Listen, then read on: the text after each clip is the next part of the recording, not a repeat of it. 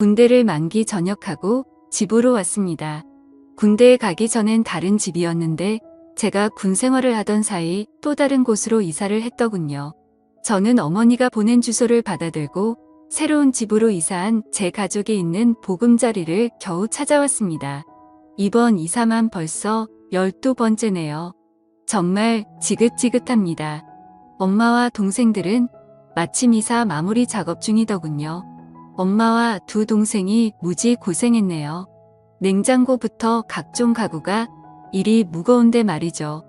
저희 식구는 아버지의 사업이 망해 가지고 있던 아파트와 모든 재산을 은행에 빼앗긴 채 하루아침에 차가운 거리에 나앉았습니다. 그게 벌써 3년 전 일이었고 이젠 빚은 없었습니다. 다만 우리 식구 안락하게 지낼 온전한 집이 없다는 게 가장 큰 문제였지요. 마침 오늘은 아버지의 기일이기도 했습니다. 아버지의 기일이자 저의 만기 저녁 날이었지요. 그런데 집에 오자마자 소란스러운 소리가 들렸습니다. 바로 주인댁 아저씨였습니다. 얼굴을 보니 인상부터가 상당히 험악했지요. 별로 마음에 들진 않았습니다. 주인댁 아저씨는 저희가 이사 오면서 멀쩡했던 대문이 파손됐으니 이를 저희에게 변상하라고 우겨댔습니다. 제가 뭐라 설명을 해도 멍청한 속이에 격릴지더군요. 그것도 아무런 증거도 없이 막무가내로 우리에게 덮어씌우니 참으로 답답했습니다. 원래부터가 이랬는데 말이죠. 저는 가뜩이나 아버지가 없는 것도 서러운데 하지 않은 일을 했다는 오해까지 받으니 저녁 첫날부터 기분이 별로였습니다. 그래도 어쩌겠습니까? 저는 첫날부터 주인집과 마찰을 빚고 싶지 않아 변상하며 좋게 지내자던 어머니의 의견을 따르기로 했습니다. 그렇게 그 재수없는 집에서 한 달이 지났을까요? 어느 날 주인집 딸내미와 마주쳤습니다. 이곳 주인집 아저씨에게 저와 비슷한 나이를 가진 자식이 있었다는 사실을 저는 오늘 처음 알았습니다. 그런데 아버지를 닮아서 그런지 여자애가 상당히 기고만장하며 버릇이 없더군요. 세입자 주제에 왜 전문을 사용하냐며 혼잣말로 짜증을 내는 겁니다. 어쨌건 저는 그 후로 그 재수없는 여자애와 마주치기 싫어 뒤에 있는 작은 쪽문만 이용했습니다. 제 어머니와 동생들에게도 뒤쪽에 있는 쪽문을 사용하라고 신신당부했지요. 주인집 딸내미 성격이 보통이 아니라며 가진 흉은 다 보면서요. 마음 같아서는 제 앞주머니로 따끔히 교육하고 싶었으나 참았습니다. 주인집 딸내미 잘못 건드렸다가 무슨 사단이 일어날지 몰랐습니다. 그러던 어느 날이었습니다. 저는 그토록 들어가고 싶었던 대기업에 운이 좋게 취직하게 되었습니다. 그런데 그곳에서 주인집 딸내미를 보았지요. 알고 보니 주인집 딸내미는 저와 입사 동기였습니다. 그 얼굴을 이곳 회사에서도 보니 참 흉한 것 같았죠. 얼굴을 이곳 회사에서도 보니 참으로 재수가 없었습니다. 어찌건 저는 그곳에서 윗사람으로부터 출중한 능력을 인정받아 계속 예쁨과 귀여움을 받았습니다. 그런데 첫 회식 날 예상하지 못한 대형 악재에 휩싸였지요. 주인집 딸내미가 신입사원 환영식이자 첫 회식 자리에 모인 이곳에서 그곳도 회사 사람들이 보는 앞에서 제가 자기네 집 세입자라며 저를 놀리듯 마구 까대는 겁니다. 그 일로 저를 보는 회사 사람들의 인식은 크게 달라지지 않았습니다. 요즘이 어떤 세상입니까? 저는 그게 부끄러운 일이라 여기지는 않았으니까요. 저만 당당하면 되죠. 단 저는 주인집 딸내미를 좋은 시선으로 볼 수가 없었습니다. 그래서 다음날 퇴근하던 길에 주인집 딸내미에게 어제 일을 사과하라며 집요하게 물고 늘어졌습니다. 사과하시죠. 제가 뭘 잘못했는데요? 정말 그쪽 아버지를 닮아 양심이라고는 조금도 없는 몹쓸 여자군요. 인성이 차마 이 정도일 줄은 몰랐습니다. 제 아버지를 왜 욕하세요? 진짜 쫓겨나고 싶으세요? 그 돈으로 갈 데도 없을 텐데.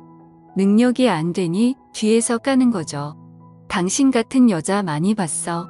실력은 없는데 질투는 많고 열등감은 높지. 게다가 밝히기는 얼마나 밝힐까? 제 말을 듣고 있던 주인집 딸내미는 제 말에 화가 났던지 손을 치켜 세우며 저를 때리려고 하더군요. 저를 보는 그 눈빛이 얼마나 매섭던지 소름 끼쳤습니다.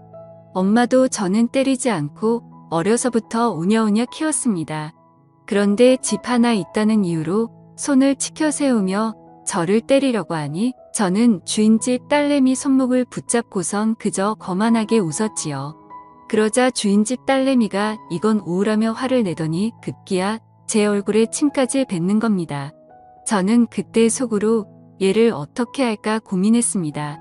저도 주인집 딸내미 얼굴에 침을 뱉고 윙크를 날리며 배로 갚아주었지요. 그리고 제 앞주머니만 대놓고 주물렀습니다. 그리고선 이렇게 말했지요. 주인 아저씨한테 말하라고 말입니다. 당장에 방을 빼겠다고 진짜로 당당하게 나갔습니다. 아마도 수치스러웠을 겁니다. 사실 이 돈으로 아직 갈 곳은 없었으나 대기업에 취직했으니 은행 대출을 받아 다른 곳으로 가면 됐을 일입니다. 더는 제 어머니와 동생들을 그런 집에 살게 하고 싶지는 않았습니다. 어쨌건 그 일이 있던 후 어느 늦은 밤 골목길을 지나 집으로 가는데 어디선가 군경에 처해 도와달라는 어느 젊은 여자의 목소리가 들리는 겁니다. 저는 도움의 목소리가 들리는 곳으로 발길을 옮겨보니 주인집 딸내미가 건장한 어느 남자에게 가로막혀 벌벌 떨고만 있는 광경과 마주했지요. 저는 주인집 딸내미를 외면하고 싶었으나 미운 정도 정이라며 그냥 지나칠 수가 없어 무슨 일이냐며 모른 채 성큼성큼 다가갔습니다. 주인집 딸내미 말로는 얼마 전 지인 소개로 만나게 된 남자인데 최근까지 연락처를 주고받으며 지내다가 며칠 전 직접 만났는데 막상 만나보니 별로라 그만 보자 했다가 이런 동변을 당하게 되었다고 듣게 되었습니다. 저는 그 남자에게 아무런 사이도 아니면 그냥 갈 길 가라는 소리만 듣게 되었고 저는 마지못해 이 여자와 결혼을 약속한 약혼자라고 거짓말하다가 경찰에 신고하기 전에 꺼지라는 경고까지 날렸습니다. 그렇게 주인집 딸내미는 저희 도움으로 위기에서 벗어났고 그 일이 있던 후 저와 그녀는 회사에서 부쩍 가까워졌습니다. 그래도 서먹하기는 마찬가지였죠. 그러던 어느 날이었습니다. 퇴근하려는데 굵은 소나기가 내리더군요. 주인집 딸내미는 우산을 챙겨왔는데 저는 우산이 없었습니다. 그래서 비가 그칠 때까지 기다렸다 가려는데 간 줄로만 알았던 주인집 딸내미가 저에게 다가와 우산이 크니 같이 쓰고 가자더군요. 저는 없는 살림에 돈을 아끼려고 우산 사는 것도 자제하려고 했었거든요. 어쨌건 저는 주인집 딸내미와 우산을 쓰고 지하철역까지 가는데 그래도 조금은 떨어져 걸었습니다.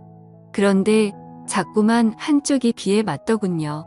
주인집 딸내미도 한쪽이 젖기는 마찬가지였습니다. 그렇게 우리는 지하철역까지 간신히 왔습니다. 그런데 한쪽이 젖은 주인집 딸내미를 보니 은밀한 옷이 다 보이는 겁니다. 저는 낯뜨거워 시선을 자꾸만 내리는데 이런 저를 보며 주인집 딸내미가 웃더군요. 귀엽다면서요. 어쨌건 우리는 지하철을 타고 집으로 왔고 그 일이 있던 후 우리는 출근도 함께하고 퇴근도 함께하는 친구가 되었지요. 어쩌다 보니 그렇게 되었습니다.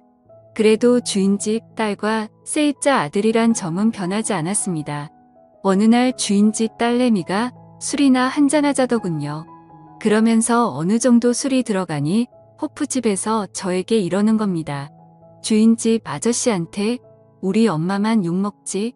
너 되게 비겁하다. 겨우 그런 일로? 그러는 넌 나 만날 수 있어? 너 나 처음부터 싫어했잖아. 아니야. 사실은 좋아했어. 좋아해서 그랬던 거야. 진짜야. 바보. 사실 너 같은 남자는 처음이야.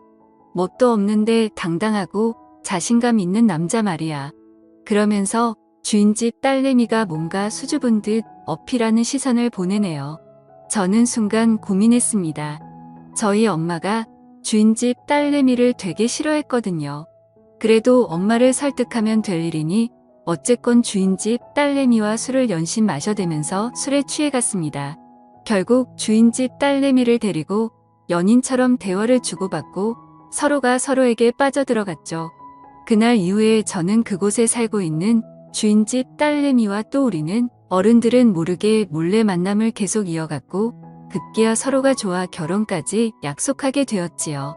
그리고 우리 둘의 사이를 주인집에 까발리던 날 저는 주인집 아저씨에게 이렇게 말했습니다. 그때 이 집으로 이사 왔을 때 대문 망가뜨렸던 거 저 아닙니다. 오래전 일이지만 그래도 사과는 하시죠? 주인집 아저씨는 어처구니 없다는 얼굴로 저와 저희 어머니만 보았으나 사과하라는 자기 딸의 성화에 맞지 못해 정중히 사과하시더군요. 그 후로 저희는 다른 곳으로 이사했고 저는 주인집 딸내미와 결혼해 봉천동에 있는 어느 빌라에서 행복한 신혼을 보내고 있습니다. 제 사연을 읽어주셔서 감사합니다.